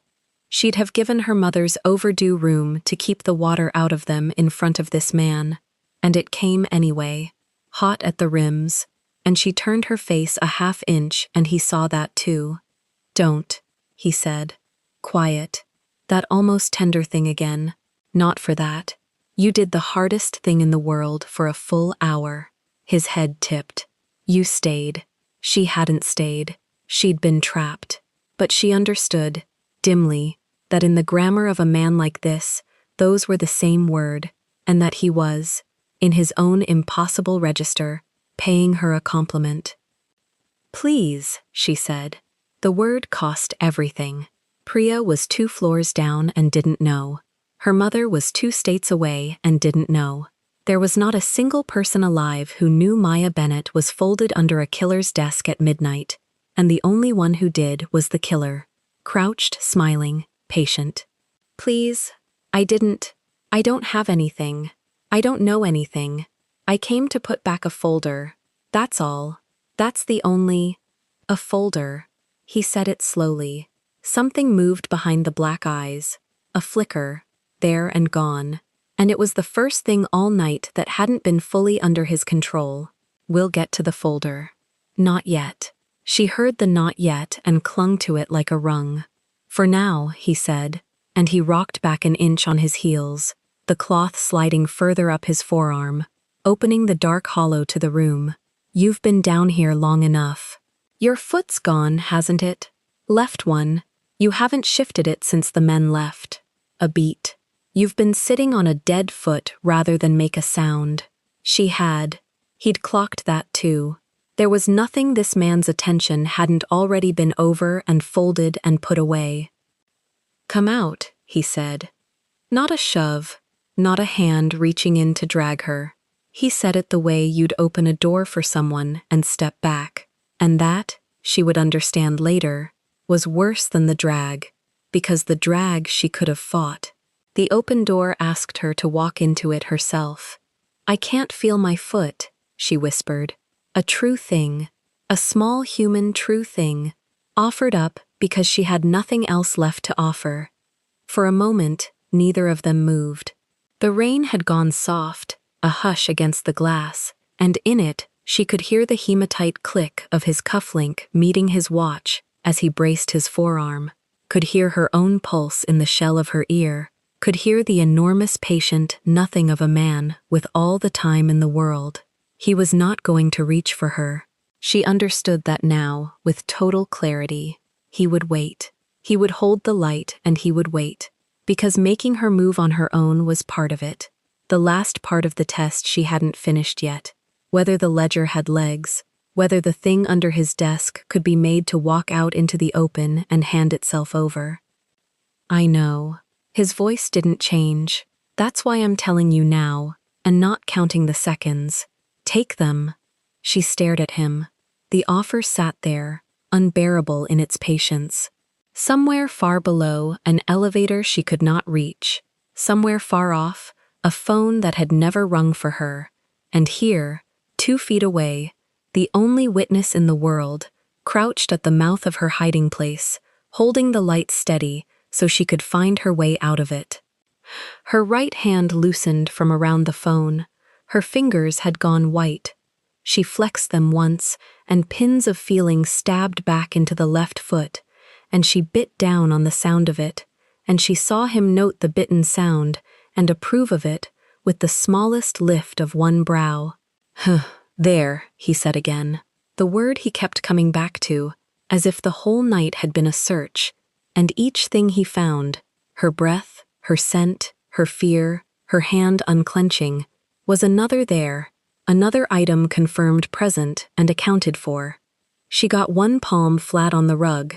The Persian wool was cold and real under her hand, the border of dark where the desk's shadow ended and the light he was pouring in began, and she understood that to come out meant to cross it. Dark to light, hidden to seen. The whole architecture of the last 4 years of her life, small, quiet, unnoticed, safe, ended at the edge of that blue pool on the floor. "I returned it," she heard herself say, stalling, buying her dead foot one more second, buying her heart one more beat behind the wall. "The folder, it's in the drawer, locked. I put it back exactly where—" Maya. Her name. He knew her name. Of course he knew her name. He'd known it before he sat down, before the men came, maybe for longer than she could stand to think about. But hearing it in his mouth, low and certain in the hush after the storm, did something to the ice in her chest that she had no defense against. She stopped talking. The office held its breath with her. Seo Tae-hyun looked at her across 2 feet of lifted cloth, the serpent rising and falling at his throat, the dead phone still buzzing its one message against her ribs, and he smiled his slow, dangerous smile and said the thing that ended the hiding for good. "You can stop pretending the desk is a wall now."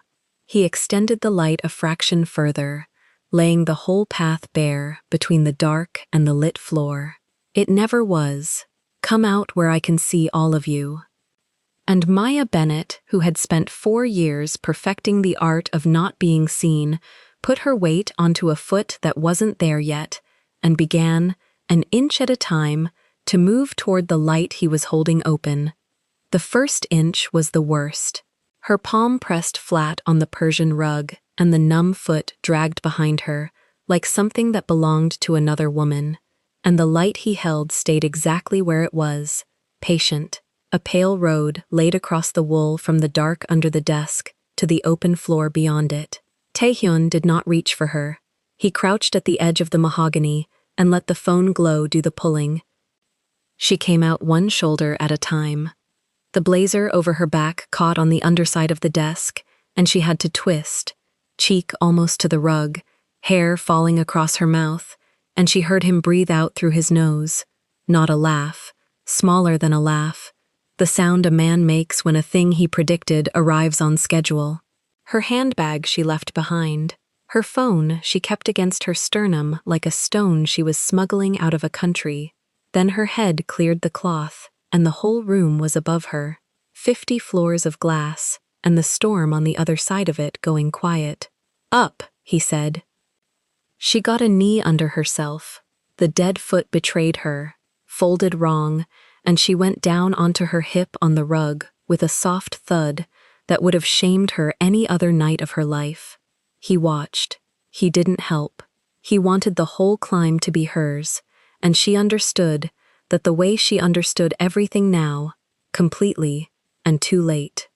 She used the front leg of the desk.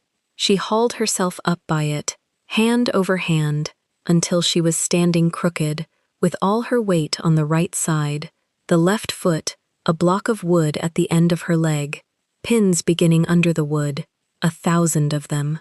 There, Taehyun said, and rose with her. He unfolded. That was the only word for it. A man that size did not simply stand. He came up out of the crouch in stages, shoulder, spine, the long line of him lifting until she had to tip her chin to keep his eyes, and the neck tattoo slid up out of his collar as he straightened, ink moving on skin. She had spent 4 years in the same building as this height, and had never once been under it. The phone light went off. He slid it into his jacket. Now there was only the office, gold and dim and enormous, and the two of them in it, and the harbor behind the glass with its lightning nearly spent. Walk, he said. I can't feel.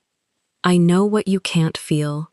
He tilted his head toward the far wall, the north wall, the one that was nothing but window from floor to ceiling. Walk anyway. She walked. It was the ugliest thing her body had done in years, a lurch and a drag and a lurch, from the dark carpet under the desk, out onto the pale stretch where the recessed lights actually reached, and every step took her closer to the glass and farther from the door. She knew the geometry of it before she was halfway across. He was hurting her, not touching her, not even close to her, just standing where he stood and saying the one word, and she was moving exactly where a man like him wanted a person to move, away from the exit, toward the edge. She stopped 3 feet from the window. Below her, the city dropped away, wet and glittering, streets like cracks of light in a black floor. The glass gave the room back to her in reflection, the desk behind, the sofa, the shape of him coming unhurried across the rug, blocking the door with distance alone. Cold, she said, not to him, to the glass. The pain was breathing winter at her. The storm's chill soaked all the way through it, and gooseflesh rose on her arms under the blazer. It's the wind on the north face, Taehyun said, behind her now. The building never gets it warm. He was close. She could smell the cedar again, the cold stone under it, stronger than it had been on the chair, because now it was coming off the man himself. She watched his reflection lift its hands to its own shoulders. He took off the jacket. It was a slow thing, deliberate, the wide lapels folding as he shrugged the wool down his arms, and for one insane half-second the analyst in her thought he was going to put it around her, the way a man does in a film, and her whole starved history leaned toward that idea before she killed it. He did not put it around her.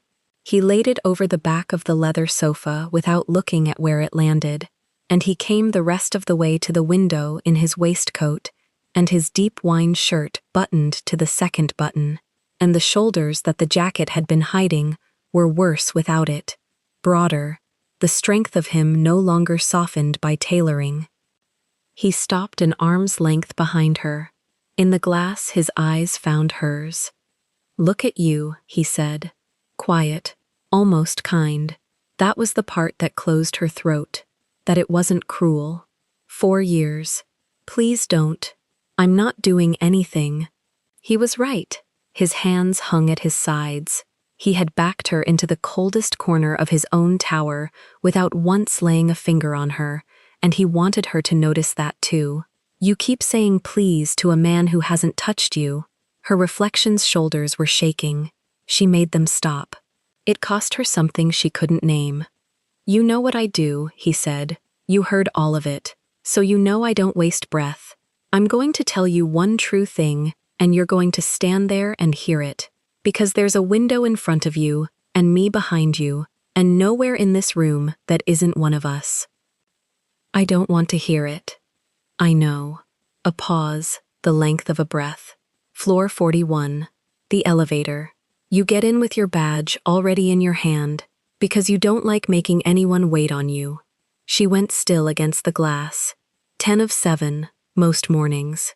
Champagne blouse on Tuesdays. You stand on the right side of the car with your bag on the same shoulder, and you read something on your phone that makes the line come up here. His voice moved, and she felt rather than saw him lift a hand toward his own brow. Right here, between your eyes, when the number's bad. Your mother's number. I didn't know it was your mother's number. I knew it was a number that hurt you. The pins in her foot had climbed to her ankle. She barely felt them now. You never looked up, he said. 4 years. Everyone looks up. Everyone in that car looks at the man they think they should be afraid of. You looked at your phone and you did your breathing. And he did it. He made the small, controlled exhale she had learned at her mother's kitchen table. And hearing her own private thing in his mouth was worse than the kill order had been. And you got out on 50. And you did your work better than anyone I employ. And you disappeared. Every single day. On purpose. That's not... It's exactly what it is. His reflection didn't smile. You built a whole self out of not being seen. And it worked. It worked on everyone.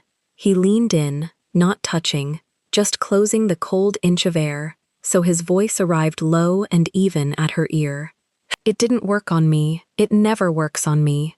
I notice the one who's trying not to be noticed. That's the only one I ever notice. She shut her eyes. Behind her lids, the harbor lightning went off, pink through the skin, and gone. You've been the most careful person in this company for 4 years, Taehyun said, and I have been watching you be careful the whole time, wondering what you were being careful about. Money. The word came out of her cracked. She opened her eyes. His face was there in the glass, waiting, patient as the light had been. I was being careful about money. My mother's in a home 2 states from here, and the bill was due Friday, and that's it. That's the whole secret. I'm not anything. I'm a woman who counts things for a living, and can't count enough of them to keep her mother in a bed. For the first time, something in his expression shifted.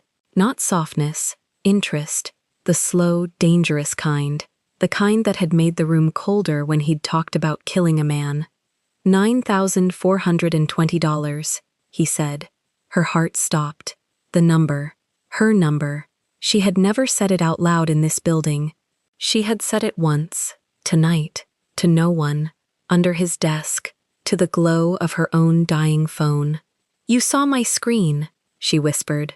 I see everything on your screen. He straightened away from her ear, and the loss of his nearness was its own cold. That's the trouble with hiding under a man's desk, Maya. He gets to read over your shoulder. She turned. She hadn't meant to. Turning meant giving up the glass, meant the drop at her back instead of in front of her, meant facing all of him at once instead of the safe flat copy in the window. But she turned, because there are things a woman will not hear with her back to the man saying them, and she came around on the dead foot and nearly fell, and caught the window ledge with one hand and stayed up. Now they were face to face. He was so much taller that facing him meant looking up the whole front of him, waistcoat, the second undone button, the serpent on the throat, to the black eyes that had never once, in 4 years, missed her. "You let 5 men run a murder over my head," she said, and her voice found an edge she didn't know was still in her. Not chorus, not sob, edge, to see if I'd shake. Yes, and I shook. You shook beautifully. He said it the way another man would say she'd done fine work on a report. You were terrified in perfect silence for 1 hour. Do you know how few people can do that? My own men can't do that. Kang can't do that. A beat. You did it under a desk with a dead foot and a phone in your hand, and the account balance that's killing you, glowing an inch from your face, and you didn't make one sound, because you'd have killed me. Because I'd have had to, he corrected, soft. That's not the same thing, and you knew the difference. That's the part I keep coming back to. He tilted his head, studying her the way she studied a ledger that didn't reconcile. Most people, in that dark, would have prayed. You strategized. I could hear you thinking. It was the loudest thing in the room. The cold from the glass poured down the back of her neck. Her fingers ached where they gripped the ledge. Somewhere very far below, a siren threaded up through 50 floors and thinned to nothing. She made a decision then. Small. The kind of decision that was the only territory she had left. She let go of the ledge. She made herself put weight onto the dead foot, the whole of it, and she stood off the glass under her own power, so that when she faced him, she was facing him standing, and not pinned. The pins in her foot flared white up the shin, and she took it without a sound. She had taken worse tonight, for an hour, and made less noise. She lifted her chin the last degree it could go. "You want me to be afraid of you," she said. Something flickered across the calm. He hadn't expected the movement. She saw him log it, file it, the way she filed things, and she understood that she had just done the one thing in this room that could still surprise him. She had stopped retreating. "I don't want anything from you yet," he said. "I'm still deciding what you are." "I'm nothing. I told you." "You keep saying that." He came a half step closer, and this time she held her ground, and the holding cost her every muscle she owned. Nothing doesn't memorize an address. Nothing doesn't count 5 men in the dark by the sound of their shoes. Nothing doesn't hear a kill order and then send a text message asking to be rescued instead of screaming. His eyes moved over her face, slow, cataloging. "You keep telling me you're invisible while you do the most visible thing in this room, which is refuse to break. Pick one." Her jaw tightened. She said nothing, because he was right, and because she had learned tonight what it cost to give this man a fact. "That's better," he murmured, watching her choose silence. "Now you're learning the room." The wind pressed on the glass behind her, a long, low shudder through the whole north face of the tower, and she felt it move against her spine and did not lean away from it. 50 floors of nothing at her back, and the most dangerous man in the city 3 feet from her face, and the only ground she still owned was the refusal to look at the floor. "What happens now?" she said. Not a question. She had run out of the shape a question needs. "Now?" He looked at her a long moment. The amusement went out of his face, and left something harder and more honest underneath it. And that was the thing that finally scared her, past the fear of dying. The honesty. "Now you understand your problem. You came in here to put a folder back so no one would know you'd ever touched it, so you could keep on being nobody, vanish again Monday morning in your champagne blouse." He leaned down, slow, until the black eyes were level with hers, and there was nothing else in the world but them. "There's no vanishing now, Maya. I've seen you, and I don't unsee." She pressed back into the freezing glass until it stopped her. "You had one border left," he said, "the one where you got to decide who looked at you. I just crossed it. And you can stand against that window all night, but you already know." His gaze dropped. "Once, deliberate, to the way she was clutching something flat and hard against her chest with her free hand, and lingered there a half-second too long. The same way I know things. You feel it. You're not invisible anymore. You're the opposite of invisible. And you have no idea yet how much that's going to cost you. Her arm tightened over her chest without her telling it to. His eyes came back up to hers, and one corner of his mouth moved. The slow smile, arriving at last, the one that meant he'd found the interesting thing and wasn't going to say what it was. Not yet, he murmured, more to himself than to her. We'll get to that. Outside, the last of the storm let go of the harbor. The rain stopped, the glass went silent at her back, and the whole city held still, and Maya Bennett stood pinned in the light of a room she was never meant to be seen in, with the man who saw everything 3 inches away, and understood that the safest thing she had ever owned, the gift of being no one, was gone, and it was not coming back. The rain had stopped, and the silence it left behind was worse. Maya stood 3 inches from him and felt her own arms giving out, the flat, hard thing pressed to her chest, sliding a half-inch down the champagne silk. She caught it. She caught it too fast. That was the mistake. His eyes dropped to her hands the way a knife drops, clean, without effort, straight to the point. She had held the thing against her sternum for an hour like it was a part of her ribs, and the one moment she moved to save it was the moment she showed him it mattered. That, he said. It's nothing. The word came out before she could kill it. You keep saying that.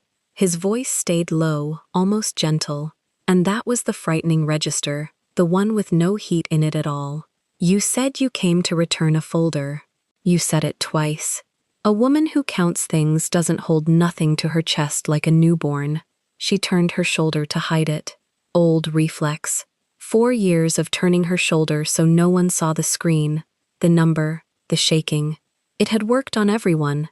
It did not work on him. He stepped in. Not fast. He never did anything fast. He closed the 3 inches to nothing and reached, and she felt the back of his knuckles brush the folder's edge, and her grip failed. The fingers simply stopped answering, and the slim navy folder with the red strip peeled off her chest and dropped. It hit the Persian rug flat. It fell open. They both looked down. Under the low gold light the pages fanned. One name, a date 8 months gone, an account number, a Korean word, and in plain typeface, in a language that needed no translating, the word deceased. And in the signature box, 2 sets of initials.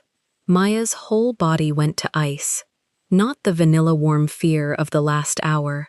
Something colder, older, the cold of a woman watching the last card turn face up on a table she never meant to sit at. Taehyun did not move for a moment. Then he crouched. The serpent slid up from his collar as he bent, and he picked up the folder the way you pick up something that might still be warm. He read it standing. He read it once. He had already read it 100 times. This was his folder, his ruin, his thread hanging out of the seam of everything he'd built. But he read it once more with her standing there, because now the document had a witness, and the witness had a face, and the face belonged to a woman who filed things for a living. You put this back in the drawer, he said, tonight, before we came in. Yes, no point now. You read it. I didn't mean to. I didn't ask what you meant. He closed the folder. He held it against his own chest, mirror of the way she'd held it, and the corner of his mouth moved. Not a smile. The ghost of one. 8 months ago, a man talked to the wrong people. There's a folder that says who made him stop. It's the only one. Do-yoon burns paper for a living, and this one paper stayed alive because a woman 2 states from her sick mother files better than my enforcer burns. I don't have it, she said. You have it. It's in your hand. I do. He looked at her over the red strip. And you have it too. She said nothing. Because he was right. And he watched her know he was right. And that was the thing about a man who reads faces. You cannot unknow a thing in front of him and pretend you haven't. Say the name, he said. No. Say the date. No. Her chin came up. The dead foot screamed, and she let it. You already know I can. That's what you want. You don't want me to say it. You want to see that I'd rather not. He studied her for a long moment, the folder still flat against his chest, and the storm light through the glass caught the edge of the serpent at his throat. Behind him, the desk sat with its drawer she'd locked hours ago, the drawer with the ranks of red strip folders, and she thought, absurdly, precisely, the way her mind worked, that every one of those folders had a person somewhere who had stopped talking, and that she was the only one of those persons still breathing in the room. Most people, he said, would be begging. You've said please to me 3 times tonight. You're not saying it now. Please stopped working an hour ago, she said. I watched it stop working. I'm not going to keep spending a thing that's empty. Now you're learning the room, he said, and it was the second time he'd said it, and the second time it landed like a hand laid flat on the back of her neck. She heard her mother's voice under her own pulse. Breathe first, decide after, and she breathed, once, on purpose, not on the thunder, and she watched him watch her do it. You memorized me too, she said, the breathing, when I breathe, so we're even. I have your folder, you have my lungs. That's not even, he said softly. Your folder can hang me. Your lungs only tell me when you're afraid. One of those is worth more. Then why do you keep watching for it?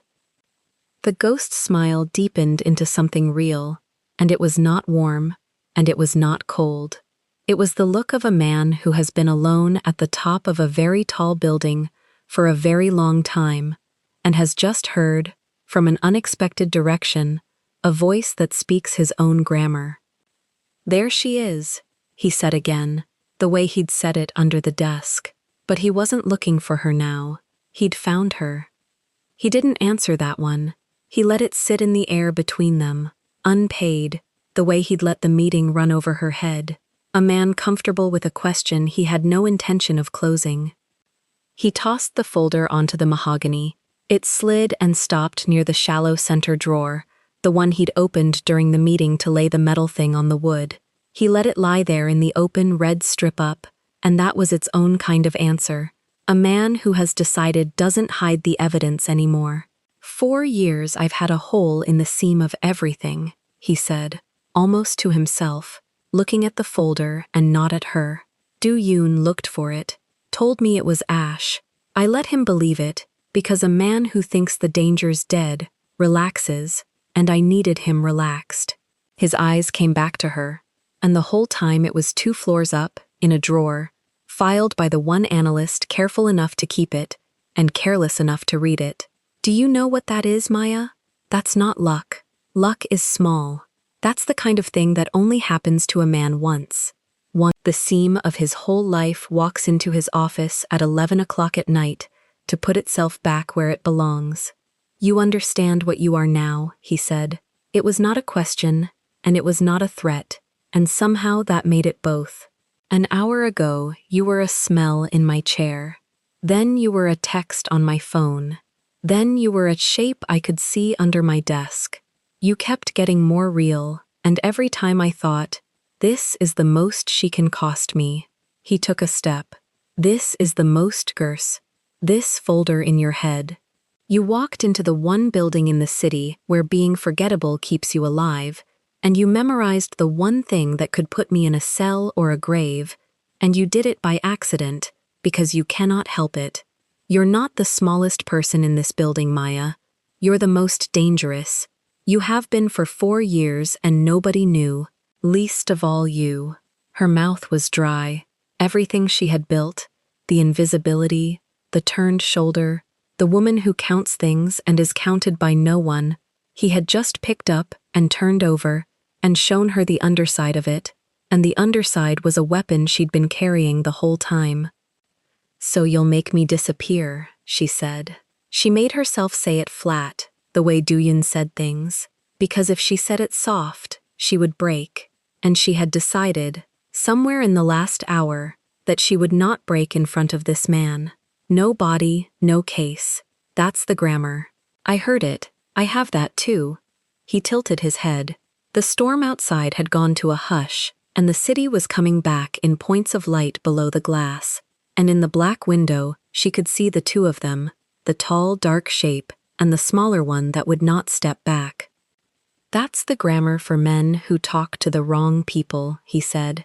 Did you talk to the wrong people? I sent one text, to you, by accident. To me. He almost laughed, that low, slow thing from under the desk, but it came out quieter now. You reached for help and your hand brought it to the wolf. Do you know what the odds of that are? A woman who never sends anything to the wrong place. He was close now. You didn't miss, Maya. Some part of you aimed. That's not true. It doesn't have to be true. It happened. He looked at her a long moment. Priya has a car. Priya has a level head. Priya is 2 floors down, and she would have come. And none of this would be standing here, in the dark with me. And your thumb went past her. To the one line in your phone you opened once and swore you'd never touch again. My hands were shaking, she said. The list scrolled. I aimed by position. It's mechanical. It's not. It's not a sign, I know. You're an analyst. You don't believe in signs. He almost smiled. You believe in the number of men in a room from the sound of their shoes. You believe in a date 8 months old. You believe in what you can count. Fine, count this. Of every name in that phone, your shaking hand chose the name of the man you'd spent 4 years not looking at. Count the odds of that and tell me it's mechanical. She had no number for it. That was the awful part.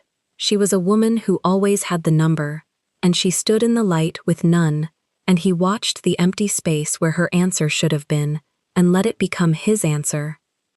Her breath caught, and she hated that it caught, because he saw it catch. He reached into his jacket and took out his phone, the one that had buzzed above her skull, the one that still held her SOS glowing in a thread with his name on it, and he weighed it in his hand. Then he looked at her small, dead phone, the one she still held crushed against her. 21%, the number from the care home sitting under a dozen ignored notifications. Give me the phone, he said. Which? Yours. She didn't move. $9,420 lived in that phone. Friday lived in that phone. Her mother's room, held until the end of the week, lived in that phone. And it was the only thing left in the world that was entirely hers, and she understood that if she gave it to him, she was giving him the last border. That's the last thing I have that you haven't touched, she said. Something moved in his face, not softness, recognition. I know, he said. She gave it to him.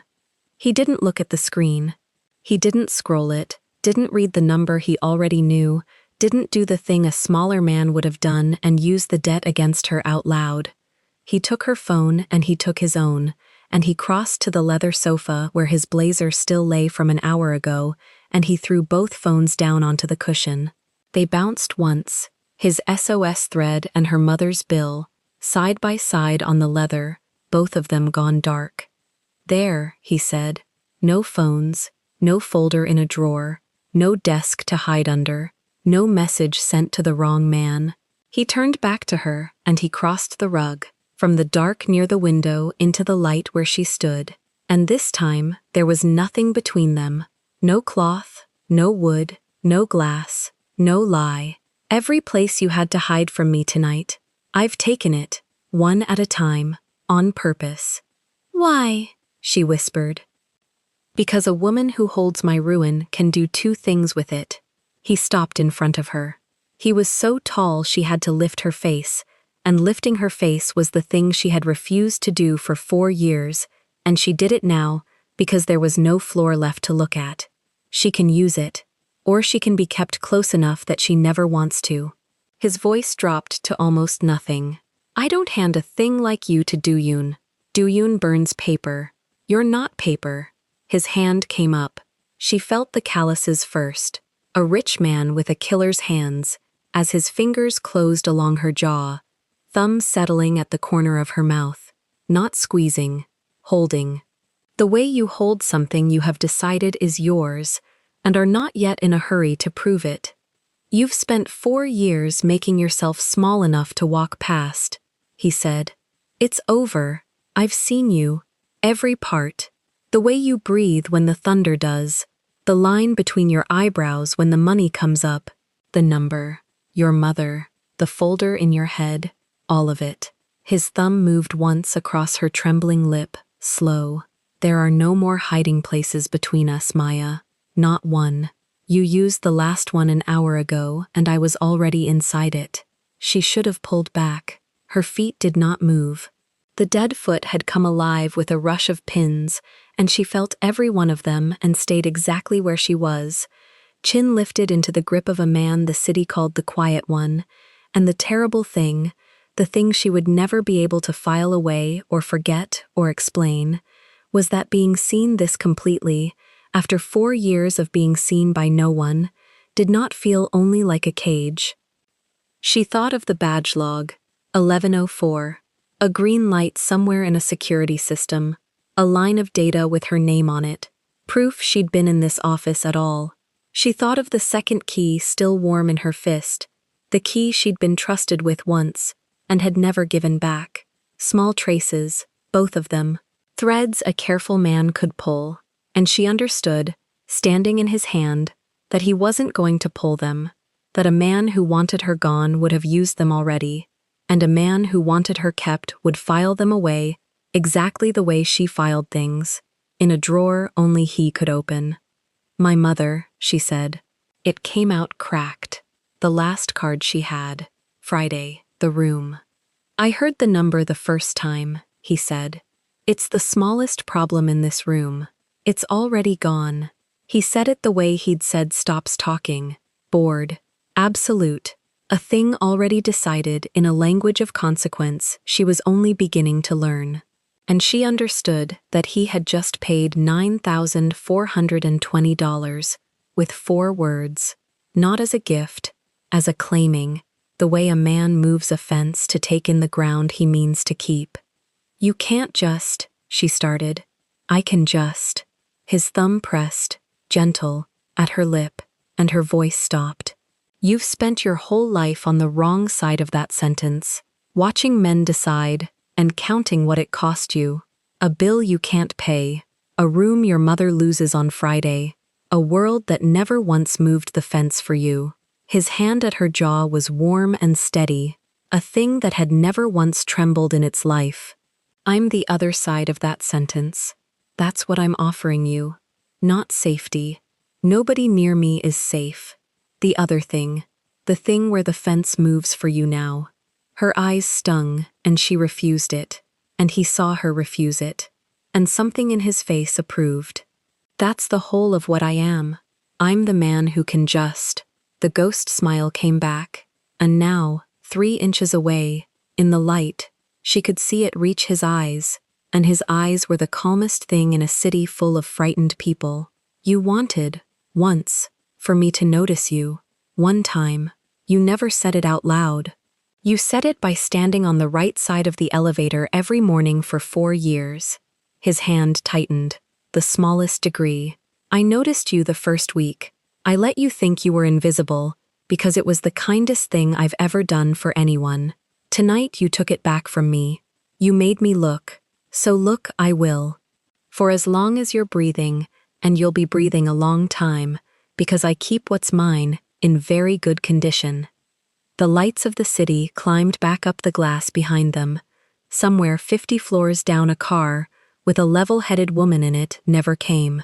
Somewhere 2 states away, a phone in a care home stopped ringing. The folder lay open on the desk in the light, the ruin of an empire face up for anyone, and the only one who could read it stood inside the grip of the only one it could ruin, and neither of them reached for it, because it didn't matter anymore. It was the same thing now. She was the folder was her. He had decided to keep them both. Say my name, he said. Once. You've never said it in 4 years. Her lips moved against his thumb. Tae-hyun. His breath went out slow, through his nose, the sound of a man who has waited a long time for something small. His hand slid from her jaw into her hair, past the loose strand at her forehead, and he tipped her face up the last degree it could go, and the calm in his eyes finally broke, not into anything soft, into something far more permanent, the look of a man closing a drawer and pocketing the key. "Good," he said. "Now you never have to hide from me again. There's nowhere left, I made sure." He drew her in. The city burned quiet behind the glass.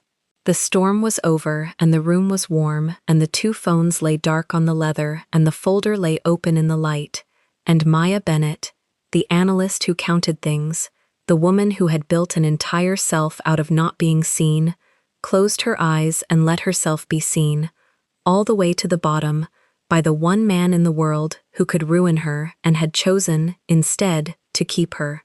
His mouth found hers, cut to black, and now she would never be unseen again. If this story moved you, stop for a moment and reflect. Tell me, K-Fam, have you ever made yourself small and invisible to feel safe, only to learn someone had been watching you the whole time? Have you ever held a secret so heavy that the very thing meant to destroy you became the only reason you couldn't be thrown away? Mark my words, K-Fam, the ones they call disposable are usually holding the whole building in their hands. Tell us your experiences and feelings in the comments, we read them all. And if you believe in stories about invisibility, power, and hidden truths, leave a like, be sure to subscribe to the channel, and click join to become a part of our community and help the channel.